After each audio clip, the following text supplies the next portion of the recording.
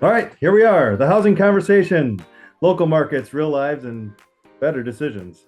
I'm Absolutely. Brian Smyth. This is Jake Johnson, mortgage guy, realtor guy. What's happening, Jake? Hey man, it's great. Spring is here. Snowstorms and 70 degrees in the same week because I love Wisconsin weather. It's crazy. Yeah. Super fun. Well, we live here because we get all four seasons, and it's a magical thing to watch. Hmm. No, really, I say all the time. I go, you know what? Um, we have these snowstorms, and that's why we don't have giant bugs. So It's true. this is this is an okay deal. Yeah, Um, so I'll take what I can get, and if it means I have to run it's my awesome. snowblower or shovel some stuff, Hmm. great, we're on it. Wintry Wonderland for St. Patrick's Day happened. Yeah. So there we go. Yep. Does not stop us from playing basketball. No. So That's for sure. all right, well, out in the world, we are mortgage stuff getting better. Got a little weird there politically. Hmm. Gas prices shifty. Uh, I don't know. I'm curious to see how this all continues to play out. It's Hmm. moving forward, uh, feathering better and worse. Nothing too crazy, too dramatic. It slowed down refis a little bit there for a bit, but I think we're really back on track and Yeah. moving towards a good environment for spring market, which is kind of how you opened. What are you seeing? Yeah, I think you're dead on there. I actually had a question for you about that. With world events happening, is it the unpredictability that causes more ups and downs, or is it just like I think about COVID, like it was so unpredictable. We didn't know what was going to happen next, how to do it, and so the market was like, we're going to stabilize, we're going to drop interest rates, but we're going to make it really busy. For you guys, when you see rate fluctuations like that, what do you attribute that mostly to? Is it because literally we're burning places, or is it because there's unknowns? It's unknowns. Okay. You're looking at like it's always market sentiment. So it's a great Mhm. time to talk about. So the Fed does their rate increase or decrease, and we're like, oh, what's the Fed going to do? Are they going to drop the Mhm. rate?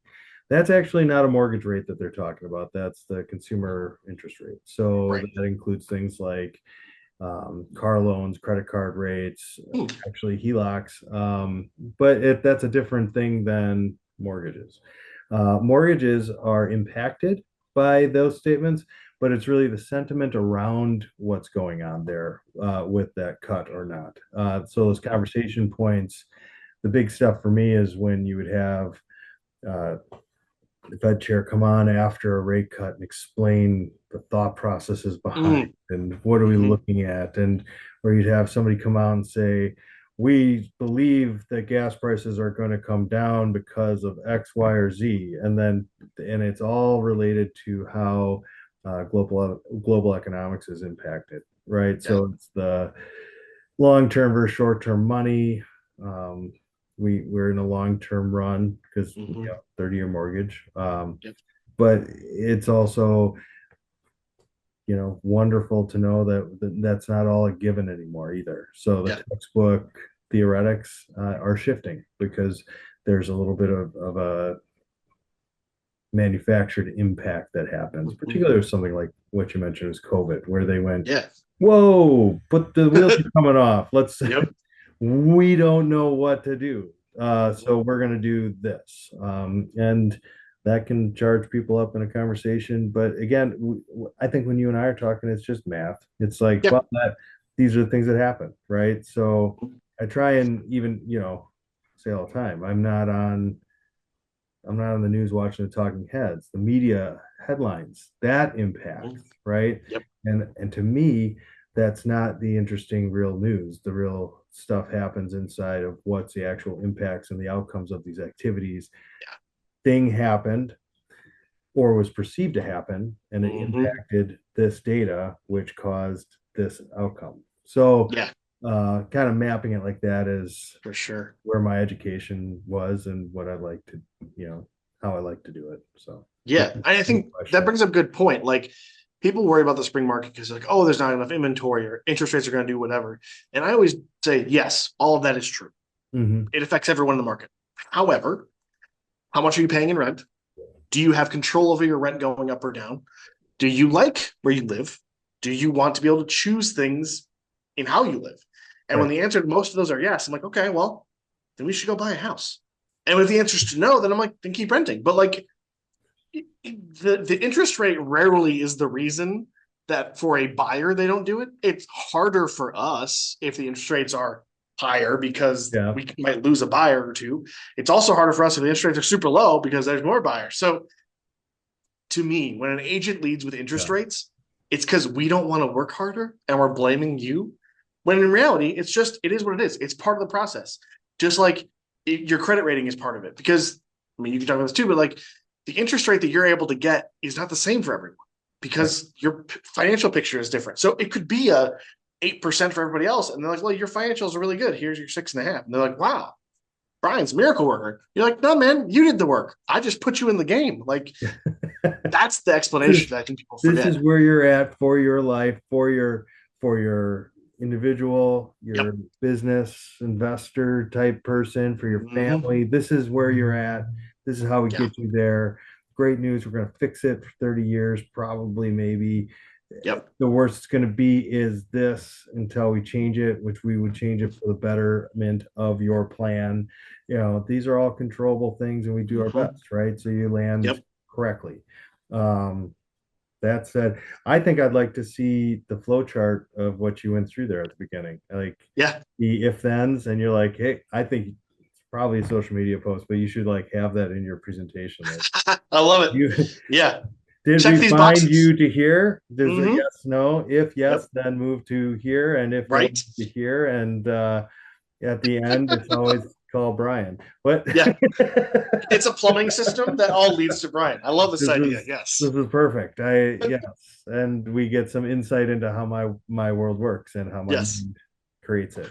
Um, that's funny, but yeah, I think that's yeah, I think it's all true. Yeah. You gotta take it. You gotta make your plan. You gotta work with what you got, and Mm-hmm. then it helps to know, right? So Yeah. that's the other part. Knowing what you don't Mm-hmm. know is half the battle, and then you can make a Mm-hmm. plan. You can and have action points on the plan, and Yep. do it. What's a good hot take out in the streets with Jake? Yeah. It's the biggest thing is if you like the house, check the box. If you can afford the house, check the box. Write the offer. I Yep. can't guarantee you're going to get it. I can't guarantee that you're going to be the top buyer, but you cannot buy a house if you don't write an offer. It's just not possible, right? This is the extent of Jake's science, but you have to put the piece of paper out there that says I want it, so that the seller can say sounds good. And the reason I say that is because I have clients right now who are like, oh, we're not going to be able to get this house. Tons of competition. It's right at the top of our price point. And then we waited a week and it was there. And I was like, well, guys, it's still there. Mm-hmm. Why don't we write the offer? Um, or another situation where a buyer, it was right at the max of theirs and they had down payment assistance and it was like a lot of puzzle pieces, right? And they're like, I don't know. And I was like, what's the worst thing that happens? Seller says no. All right. But at least we've put it out there and it gives them hope. And it also lets them see that it's not some miracle that I do. Like you have the seller has the thing, you, the buyer, want the thing. We have to write a contract to get the thing. And so at the end of the day, my hot take is write the offer. Even if you don't get the house, write the offer because you get feedback from it. Or worst comes to worst, you just understand the contract better. There's no downside. Or, best case scenario, you get the house, which is the Mm-hmm. goal. That's what you were trying to do in the first place. I Yeah, have a maybe touchy subject. We can broach it. I'm going to do it. outstanding. Mythy, truthy, mythy. Yeah. But sounds like well, and you and I get along, so that's fine. But I sometimes have people. I have agents. Well, it's not even the agents. I don't think they own it that way. But the buyers will come to me and they're like, "Well, I don't want to just write an offer to write like we it's a lot of work to write an offer." And I come back and I'm like, wow, I really want to stay in my lane. So this is nice that we have this forum that I can be like, Yeah. feels like the work was when we wrote the pre-approval and got all your documents and got you ready so that you could be approved to write an offer. And then it feels like the work happened when they showed you 30 houses. Mhm. So then we talked about all the stuff that needs or doesn't need, and they found one. You find one that is a possible choice. You think you're Mhm. going to write it.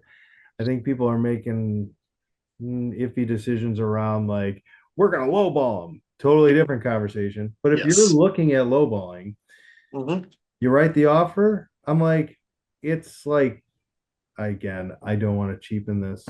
This is not the hard part of the job, I think. It's like fill in the blanks, like Mad Lib 17 fill-ins, and you're here and we Mhm. go review that. Is there anything else? There might be some nuance and some extra content in some of those addendums, or there might be some Mhm. add-ons, but like largely that's not the hard part. Write the offer and get the job done. Yep. Do you have comment on that for me? What's that? Yeah, I don't disagree with you actually, and I use the Mad Libs example all the time. That is what we do when we write a contract. Is we do Mad Libs. Also, when I say that, and half the people in the room are like, "What's that?" I'm like, "I'm old. Awesome, Right. great." Um, but no, that's absolutely what we do. The value that I show as an agent is not writing contracts because in Wisconsin, most of the contract is written for us because there's laws in there, and I'm not a lawyer. Um, where I show my value is negotiation. I show you my value by explaining to you the power that you have in an inspection contingency or an appraisal or the addendums that you talked about that are more complex. And that's where I can show my value. Writing in a contract the address and the price and your name, which is 5 lines of the offer, you could do that. You don't need me for that. Right. But it's not about the contract. It's what the contract says and what we do with it. That's where an agent shows their value. And also, writing an offer should not be that hard because, to your point, after your first offer, you can use the same document and just change the address and the Yep. purchase price. But for the most part, when you're working with a buyer, the purchase price tends to stay about the same when you're looking at similar type homes. Your contingencies tend to stay the same when you're looking at similar type homes. So you're just changing the address. So now I'm changing one line on the second. That's not hard. Here's my hot take. Yeah. Hey, if your agent is telling you that the writing of the contract is a big deal and that's the hard part of their job, you might be working with the wrong agent because Yes. I've said for over 10 years now, the negotiation and the value of the negotiation takes place when you have an accepted offer. Mm-hmm. That's the beginning of the process. Yeah. So get in, get started, start Mm-hmm. negotiating. Yep. Which is also why, oh man, an accepted offer does not necessarily mean you have a new house. It means you have the process begun to own a Mm-hmm. new house. And Yep. you have a new house when you have the keys in your hand after you've signed Mm-hmm. all the documents at the closing table. Yep. Okay. You're on the sidewalk to the house. You're on the front, like writing the offers, you're on the sidewalk. Accepted offer means you get to step onto the walkway up to the door. It does not mean you get to go in yet because the keys are in that house. And the only way you get there is completing the process. Yes. Made that up on the spot, but I'm definitely going to do another post about that because that made a lot of sense in my head. But That is it's true. that is two flow charts that I want to see out of you this week. Outstanding. We So should much art. So much art. lots of little boxes. All right. How many apples grow in an apple tree? I don't know. All apples grow on an apple tree.